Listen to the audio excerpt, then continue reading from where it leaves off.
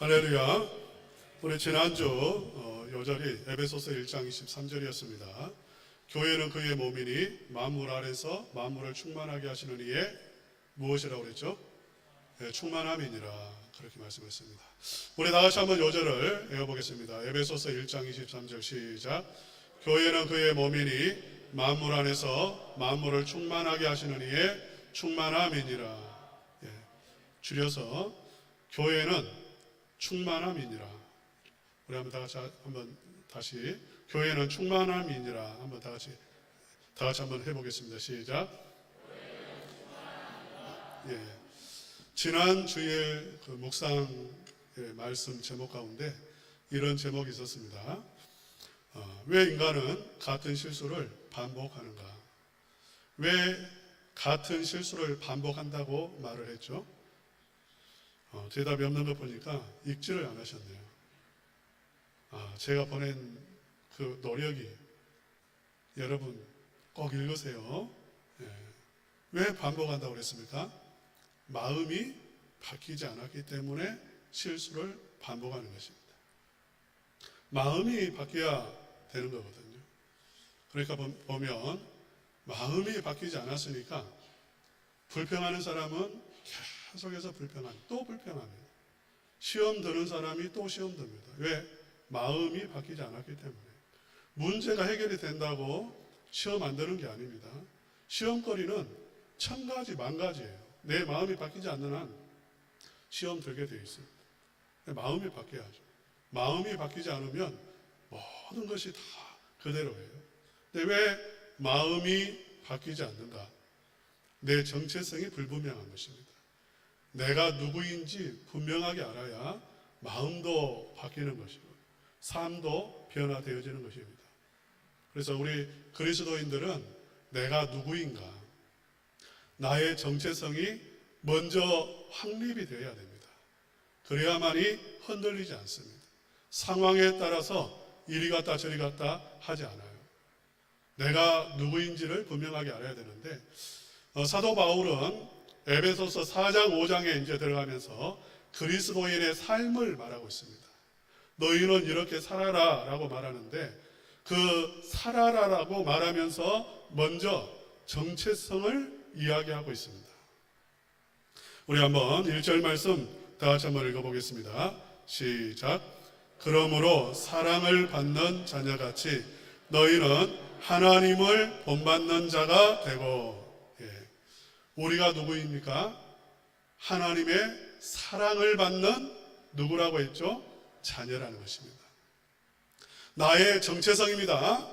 우리 그리스도인의 정체성, 사랑을 받는 아들과 딸이에요.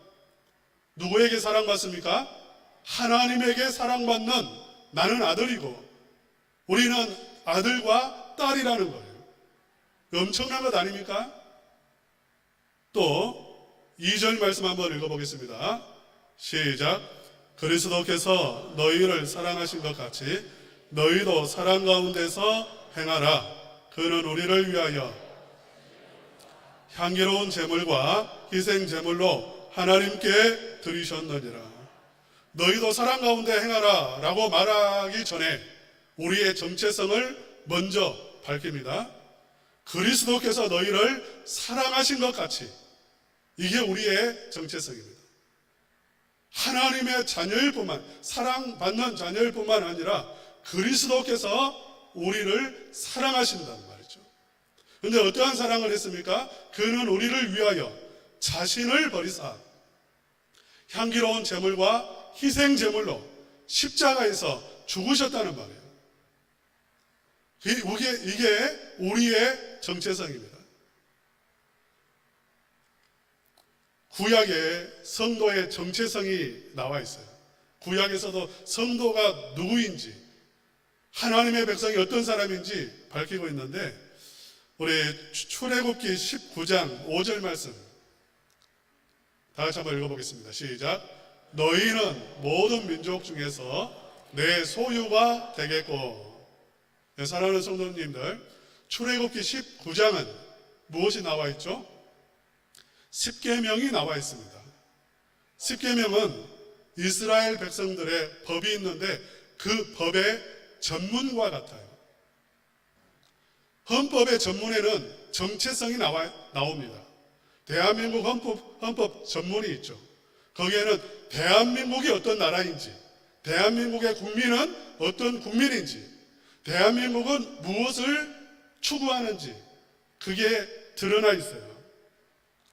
출애굽기 19장도 이스라엘 백성들의 정체성, 이스라엘 백성들이 누구인지 밝히고 있습니다. 거기에서 너희는 모든 민족 중에서 내 소유다 이렇게 말하고 있습니다. 여기서 소유라는 말은 히브리어로 세귤라예요. 세귤라는 어떤 뜻이냐면 내 가장 보배로운 소유다 그 말입니다. 가장 하나님께서 보배롭게 여기는 존재, 그게 이스라엘 백성이고 성도인 거죠. 보배는 여기서 보배는 어떤 보배냐면 온 천하 만물을 다 주고도 바꿀 수 없는 보배입니다. 사랑하는 성도 여러분, 여러분은 하나님의 보물인 줄로 믿으시기를 바랍니다. 어떤 보배? 그 어떤 것으로도 바꾸지 않아요. 어떤 보배냐면 아들의 핏값을 지불하고 얻은 보배입니다.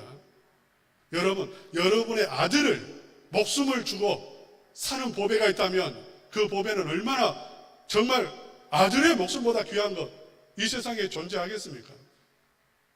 그런데 그렇게 귀한 보배가 성도라는 거예요.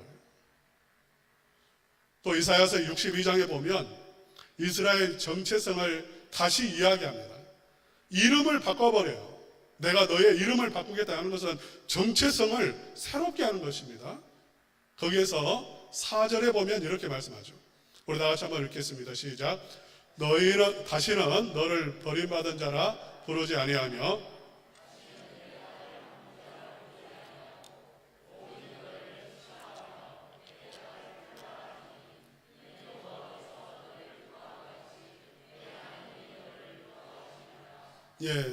여기서 헵시바라는 단어가 나오고요. 뷸라라고 하는 단어가 나옵니다. 이스라엘 백성들의 정체성입니다. 헵시바는 무슨 뜻이냐면 나의 기쁨이 너에게 있다 그 말이에요. 하나님의 모든 기쁨이 누구에게 있냐면 우리에게 있다는 것입니다. 이게 우리의 정체성입니다. 뷸라라고 말을 하죠.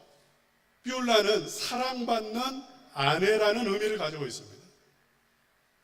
남편을 둔 아내, 사랑받는 아내, 그게 뷸라라는 의미예요. 너는 누구인가? 내 아내라는 거죠. 성도는 하나님의 아내입니다. 믿습니까? 그리스도의 신부라고 말하잖아요.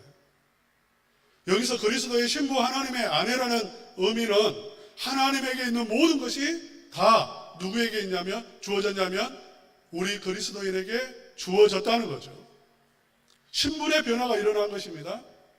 대통령의 아내, 여러분 신분이 얼마나 변화되어졌죠? 대통령이 기뻐하는 자, 대통령이 사랑하는 자, 그러면 여러분 당장에 여러분의 삶은 바뀝니다. 대통령이 부르니까요. 인생이 바뀌는 거죠. 여러분은 당장에 청와대에 올라갈 거예요. 자주 만날 겁니다. 사람들은 여러분을 귀하게 볼 겁니다. 시장이 찾아올 것이고 경찰서장이 찾아올 겁니다. 신분이 변화되었기 때문에 그렇습니다. 우리 그리스도인은 하나님의 사랑받는 자녀들, 하나님의 모든 기쁨이 우리에게 있고 우리는 하나님의 신부가 되었고 그리스도의 신부가 되었어요. 이것이 분명해야 한다는 거죠. 사랑하는 우리 성도님들, 우리는 보통 사람들이 아니에요. 엄청난 하나님의 사랑을 받는 귀한 존재가 되었고요. 하나님의 아내가 되었고 신분의 변화가 일어났습니다. 이제 이렇게 정체성이 분명해지면 하나님의 사랑이 부어지고 있고 하나님의 은혜가 부어지고 있고요. 또 내가 하나님의 사랑을 받는다는 것을 깨닫게 되어졌을 때에 우리에게 일어나는 변화가 오늘 본문에 보면 세 가지로 요약할 수가 있습니다. 첫째로 우리의 마음이 변화됩니다. 마음이 바뀌어야 된다고 했잖아요. 우리의 마음의 변화가 일어나는 것입니다. 우리 1절과 2절 다시 한번 읽겠습니다. 시작. 그러므로 사랑을 받는 자녀같이 너희는 하나님을 본받는 자가 되고 그리스도께서 너희를 사랑하신 것 같이 너희도 사랑 가운데에서 행하라. 그는 우리를 위하여 자신을 버리사 향기로운 제물과 희생 제물로 하나님께 드리셨느니라. 우리의 마음에 변화가 일어나서 어떤 사람이 되냐면 하나님을 본받는 사람이 됩니다. 하나님처럼 사랑하는 사람이 됩니다. 하나님의 사랑이 부어짐으로 이루어지는 일입니다.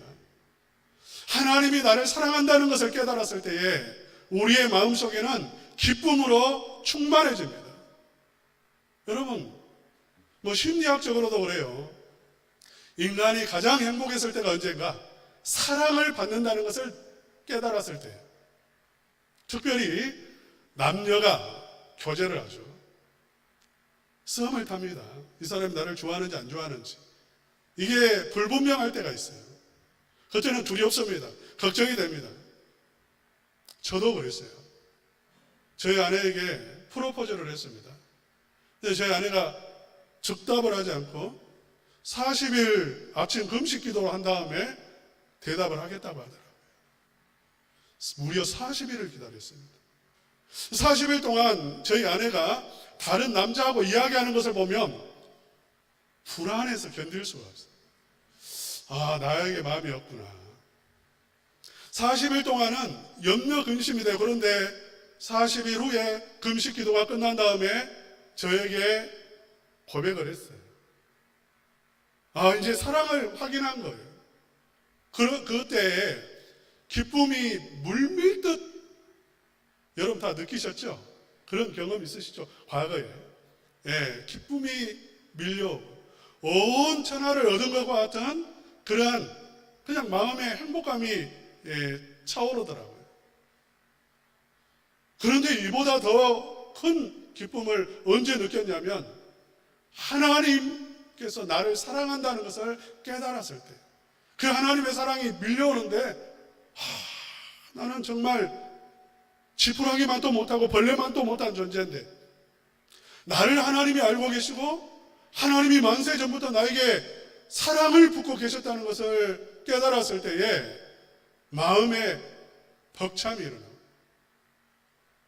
그냥 저희 아내에게 고백을 받았을 때는 그냥 기뻤고 그냥 온 세상을 얻은 느낌이었는데 하나님의 사랑을 깨달았을 때는 이 산천초목이 완전히 새하늘 과사 땅이에요.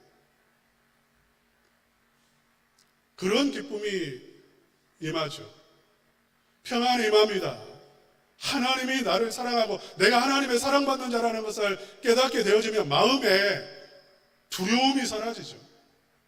지금까지는 내 인생을 내가 지켜야 되고 내 삶을 내가 보호해야 됐어요. 그렇지 않습니까? 내가 잘해야 됐습니다. 내가 나에게 복이 되어야 했습니다. 그런데 하나님의 사랑받는 자라는 것을 내가 깨달을 때에 내가 잘해서 내가 내 인생 지키는 게 아니라 천지우주 만물을 창조하신 하나님이 내 인생을 지키시고 계시고 보호하시고 나에게 복을 주신다는 것을 알았어요. 그러면 마음이 변화되죠. 평강이 임합니다. 할렐루야. 여러분, 우리는 이런 사람이에요. 여러분, 우리의 마음속에는 사랑이며 마음이 바뀌어요. 이제 하나님을 향해서 사랑하는 마음이 들고 사람들을 볼 때에 불쌍히 여겨져. 불쌍히 여겨져. 보는 눈이 바뀌고 마음이 변화되어집니다. 사랑이 일어나는 것입니다. 하나님의 사랑이 부어졌기 때문에 그래요. 여러분, 사랑받을 만해서 사랑하는 거 아닙니다. 하나님이 나를 사랑한다는 것, 예수님이 나를 사랑한다는 것 쉬울까요? 어려울까요?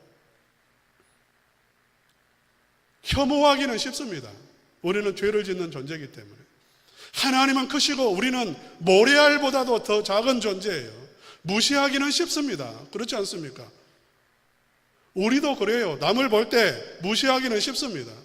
나를 기준으로 해서 나보다 잘났으면 시기하고 나보다 부족하면 무시하고 그러기는 쉬워요. 사랑하기는 어렵습니다.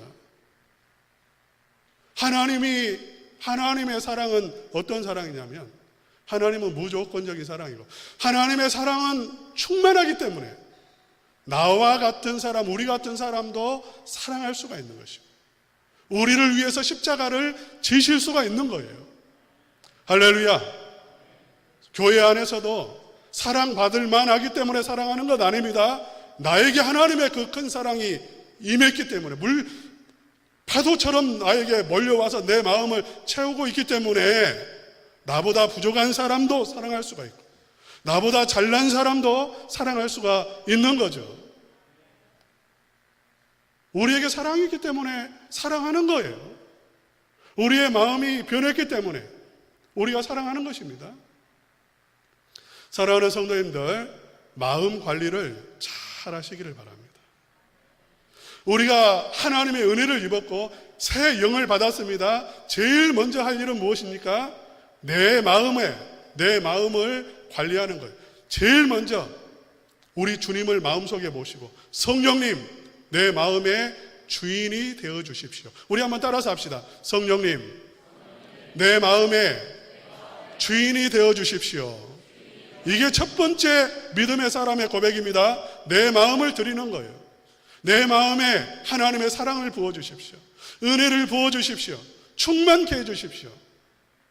그렇지 않고 내가 여전히 주인 노릇 해버리면 하나님의 사랑은 부어지고 있지만 내 마음은 여전히 가난하고 여전히 어둠 속에 있는 거예요.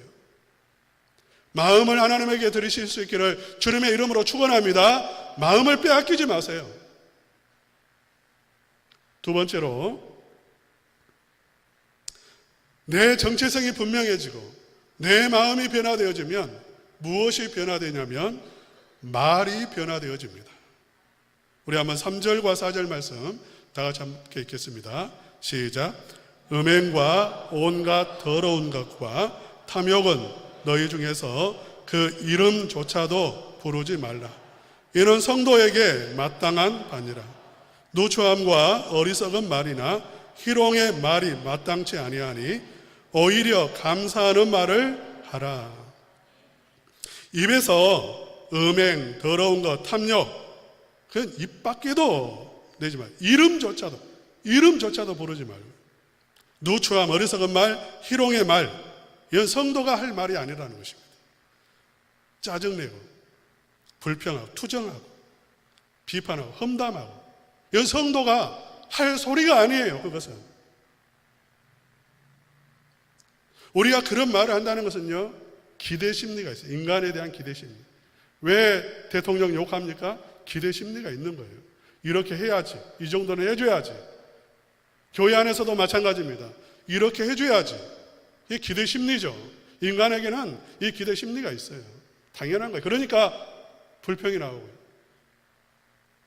원망이 생기는 것이고요. 또 우리의 마음속에는 무엇이 있냐면 내 마음속에 나는 너보다 낫다는 마음이 있어요. 그러니까 나는 나으니까, 더 잘하니까, 당신보다 더 사랑이 많으니까, 더 섬기니까, 이게 교만입니다. 그러니까 나오는 거예요. 여러분, 예수 그리스도의 사랑을 받는 자, 하나님의 사랑을 받는 자, 예수님의 보혈로 구원받은 내가 사람에 대한 기대하지 않습니다. 사람은 그저 불쌍한 존재예요. 그저 사랑할 존재예요. 우리 인간은 다 무능력한 존재, 전적으로 무능력한 존재. 무엇을 기대합니까? 그저 사랑할 뿐이고, 그저 용서할 뿐이고, 마음에 품을 뿐인 거예요. 내가 무엇이 났습니까? 내가 무엇이 나와서 구원받았습니까? 나도 똑같은 죄인이죠. 똑같은 연약한 존재. 그래서 우리가 불평하는 것, 원망하는 것, 비판하는 것, 그것이 마땅한 일이 아니라는 것입니다. 말은 굉장히 중요하다라고 했죠. 하나님의 은혜는 말을 통해서 임합니다. 내 말을 통해서 하나님의 복이 임하고, 내 말을 통해서 하나님의 은혜가 임하고, 내가 하는 말, 그것이 사람을 살리기도 하고 죽이기도 합니다. 한 사람을 아름답게 세우기도 합니다. 무너진 사람을 세우기도 합니다. 제가 한참 학창 시절에 빗나갔을 때가 있었습니다. 모든 사람들이 손가락질하고 저를 욕했습니다. 저 희망이 없다. 저 커서 뭐가 되겠냐고. 근데 우리 손종희 목사님은 이렇게 말씀을 하셨어요. 하나님이 쓰실 것이다. 하나님이 쓰실 것이다. 이게 믿음의 말이죠.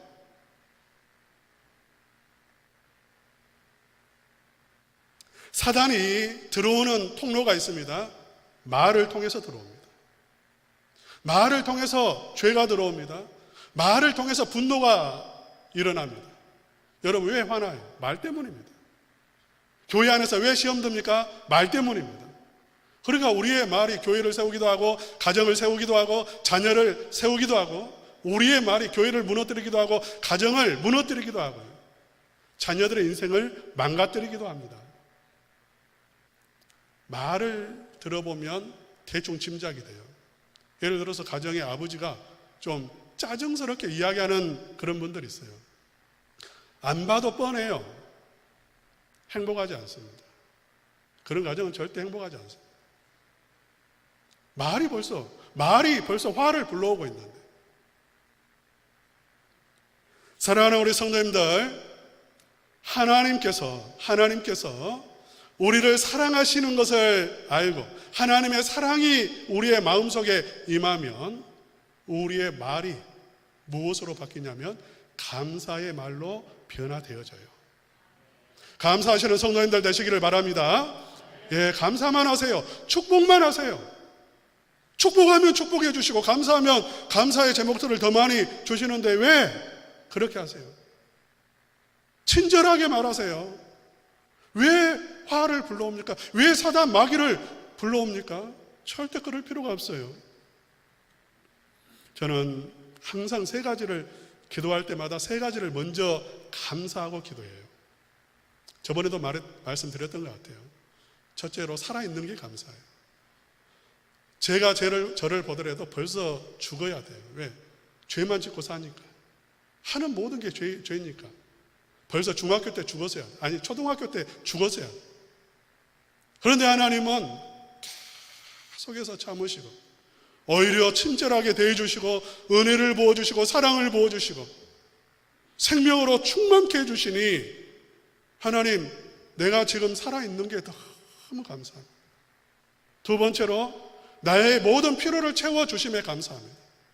하나님, 내가 뭐라고 아내 주시고 자식 주시고, 하나님, 내가 뭐라고 먹을 것 간장 한 종지만 있어도 너무너무 고마운데, 하나님, 김치도 있고 뭣도 있고 하나님뿐만 아니라 영적인 양식도 부어주시고 너무 감사합니다. 너무 감사합니다.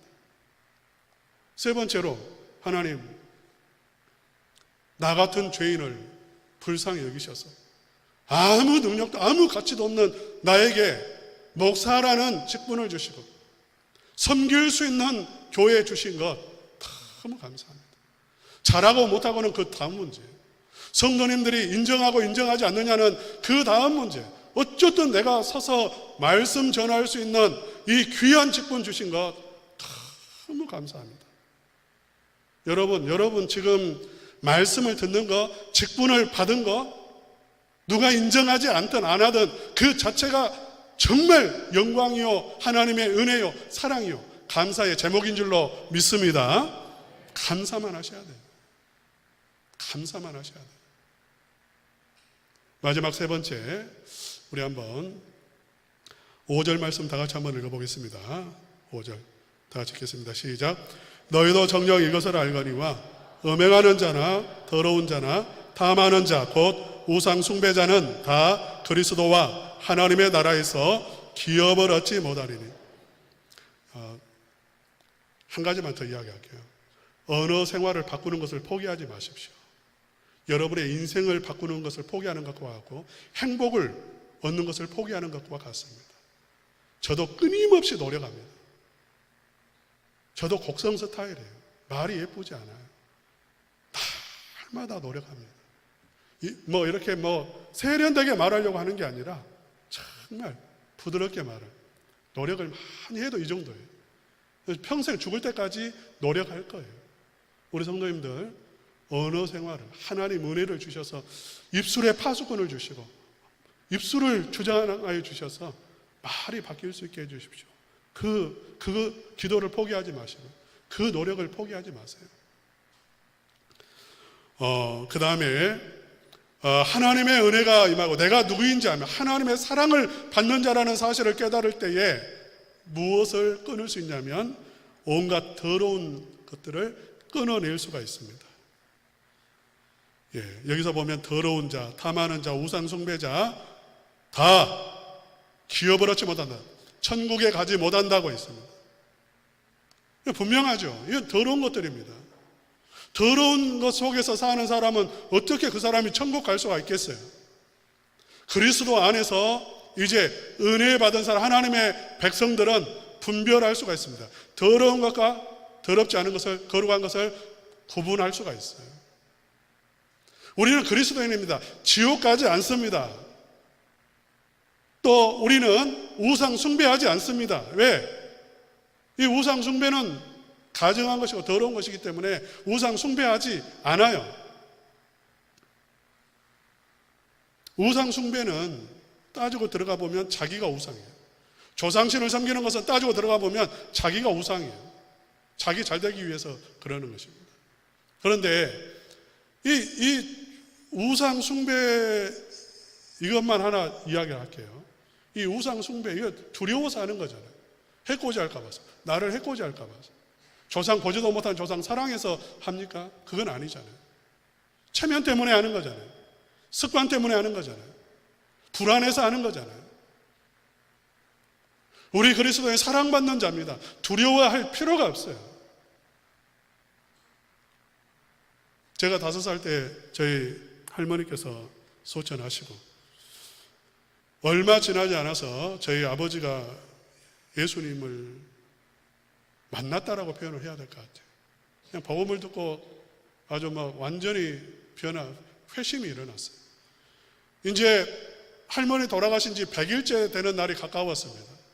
49제 지내는 것처럼 100일 되는 날도 제사를 지내는 그런 풍습이 있었던 것 같아요. 뭔가 하는 거. 그래서 걱정이 돼가지고 전화를 드렸대요. 저희 작은아버지에게, 손종기 목사님에게 전화를 드렸습니다. 100일이 가까우는데 어떻게 해야 될지 모르겠다고. 그러니까 손종기 목사님이 형님 걱정하지 마십시오. 내가 내려가겠습니다 하고 부산에서 음식을 바리바리 싸가지고 곡성으로 내려오셨어요. 100일째 되는 날이 되었습니다.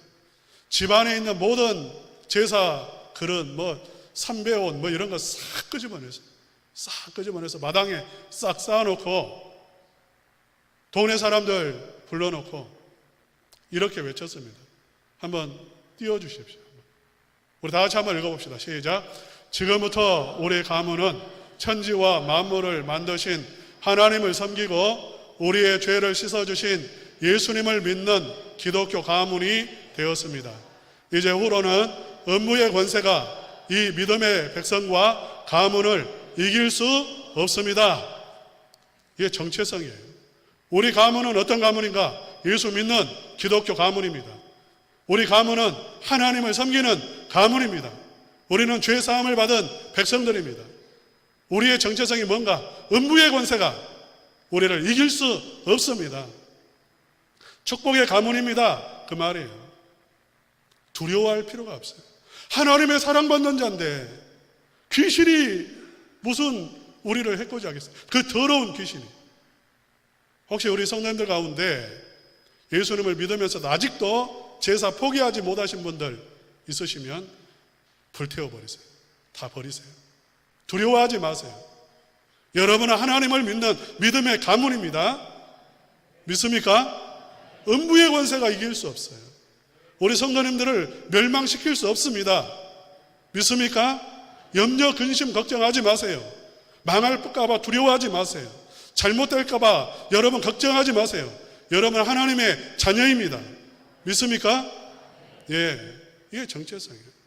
그렇기 때문에 끊어내는 것입니다. 더러운 것을 끊어내고 사단을 끊어내고 악한 것들을 끊어내고 하나님 안에서 거룩한 삶을 살아가는 거죠. 영적으로도 그렇고 육적으로도 그러합니다.